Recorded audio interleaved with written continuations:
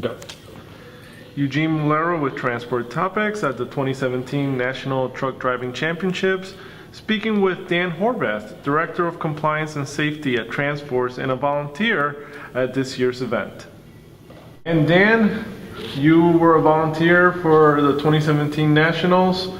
Give me, from the volunteer's perspective, how did it go?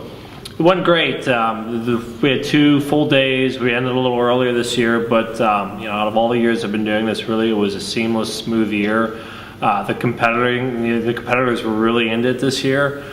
We had a lot of on-the-line close scores where it took multiple judges to evaluate what the score would be for a particular problem, but it was really impressive to see how well a lot of people did.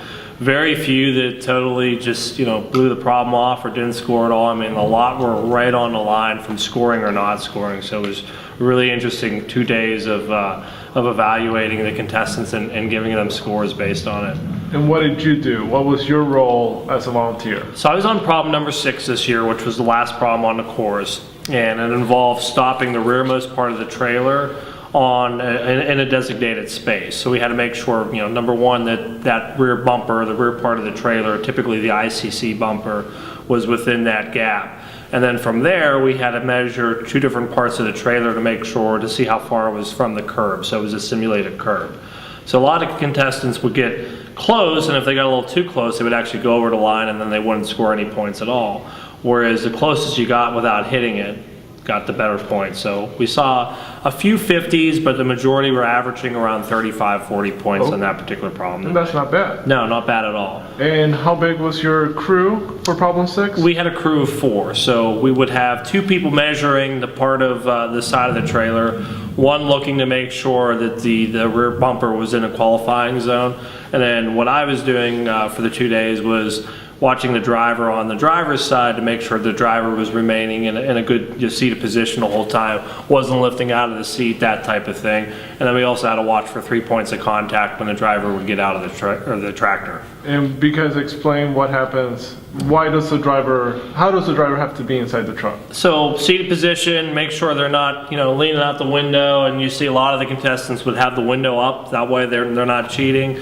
This was a problem where it was on the passenger side, so we didn't see as much of that. The one thing we'd look for to make sure you didn't have a driver lifting up completely like that. And then the other thing, as I mentioned, with the 3 points of contact, we did see a few where they were just so excited to be done with the course, they'd hop out of the trailer, which unfortunately is the incorrect way to exit a tractor. So we did have to watch that to make sure they had 3 points of contact at all time. And for the most part, they were all down pat with that. We actually had a few contestants that would narrate it for us and say, "Listen, I'm removing my seatbelt. I'm using 3 points of contact to exit the tractor," and we appreciated them walking us through that. How many times have you been a volunteer? This is my 5th year volunteering here at NTDC. How did you get involved? So 5 years ago, I had just started with TransForce, a company I work for currently, and ATA was looking for a sponsor of the road cones on the course. So we stepped forward and were able to sponsor it, and it was kind of a last minute deal. Then we actually, they said, "Hey, we still need volunteers if you know of anyone who's interested."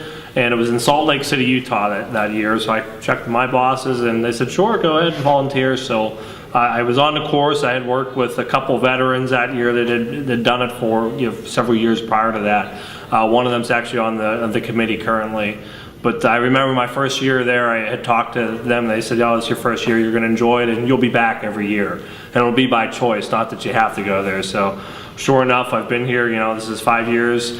I foresee coming every year after that, and thankful for my company allowing me to come here. And we're just happy to be involved with it and see the excellence out there on the course every day. Do you have a favorite nationals? My favorite nationals was probably Pittsburgh. I'm a little biased. I'm from outside of Pittsburgh originally, Johnstown, Pennsylvania, which is about an hour and a half east of Pittsburgh. So really enjoyed being there. We're back there, I believe, in 2 years. So I'm looking forward to being back there. It's a beautiful city, and being from the area makes me kind of biased towards that. But Utah, Salt Lake City, my first year was pretty awesome as well. Okay. Thank you for speaking to Transport Topics. Certainly. Thank you guys. Appreciate it.